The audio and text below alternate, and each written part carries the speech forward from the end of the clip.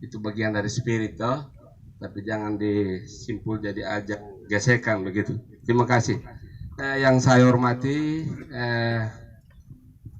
Bapak Muspida atau yang mewakili dari Sumatera Barat Daya, Bapak-bapak Tripika, Kecamatan Kodi, Tripika Kodi Balagar, Tripika Kodi Bangedo yang saya kasihi, para Rato yang hari ini mengambil bagian dalam mengambil sikap untuk berbuat sesuatu sesuai dengan proses yang ada.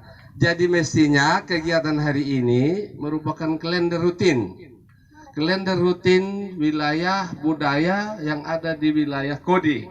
Sehingga kalender tahunan ini dia berjalan di setiap waktu yang sudah ditentukan untuk dibahas dan dilaksanakan sambil nanti dibubarkan sesuai harapan-harapan yang ada begitu. Saya berbicara dari sisi anggota forum kewaspadaan dini masyarakat Sumba Barat Daya. Waspada pertama itu menyangkut tentang vaksin tadi. Saya kira tidak tabu dalam perjalanan 20 hari ini bapak-bapak desa yang ada agar mendeteksi warga kita yang belum mendapat vaksin supaya divaksin sebelum, seperti yang disampaikan oleh Pak Simon. Sehingga di dalam kita mendeteksi dan kita tahu, kita hubungi tim kita masing-masing untuk divaksin, entah di tempat mana sesuai dengan petunjuk yang ada. Itu salah satunya.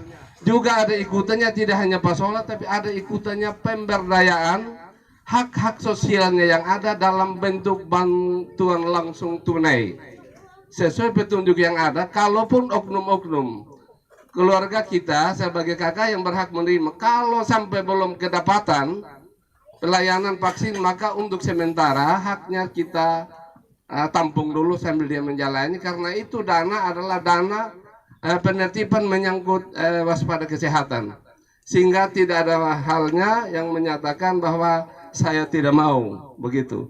Sehingga nanti kita data lebih baik. Kebetulan kita 19 desa ini terwakili, kebetulan juga Bapak Camat dan perangkat yang ada juga mengikuti, sehingga dengannya pada hari H itu tidak merupakan sebuah ajang yang kita rebutkan begitu. Itu kewaspadaan kedua menyangkut pembersihan. Pembersihan jalan itu juga bagian dari reseh. Mengapa resehnya merebut jalan antara motor dengan kendaraan besar, antara motor dengan penjalan kaki, di situ juga reseh. Itu salah satu kewaspadaan kita juga untuk kita jalani pembersihannya. Kalau tidak juga, itu juga bagian, tidak saja resehnya di Pasola, tapi resehnya di jalan umum juga. Karena itu adalah bagian dari pengguna-pengguna jalan, dari kendaraan berkuda, motor dan penjalan kaki. Itu juga kewaspadaan. Jadi bagian beberapa hal kewaspadaan itu perlu kita jalani. Seperti disampaikan oleh bapak-bapak Tripika tadi, itu semua dalam rangka waspada karena dia belum terjadi begitu. Terus yang berikut saya juga menghalau menyangkut para rato. Para rato pada hari ini mereka hanya difasilitasi. Sebaiknya kalau boleh lewat dinas terkait agar juga Pokdarwis itu dibentuk lah begitu.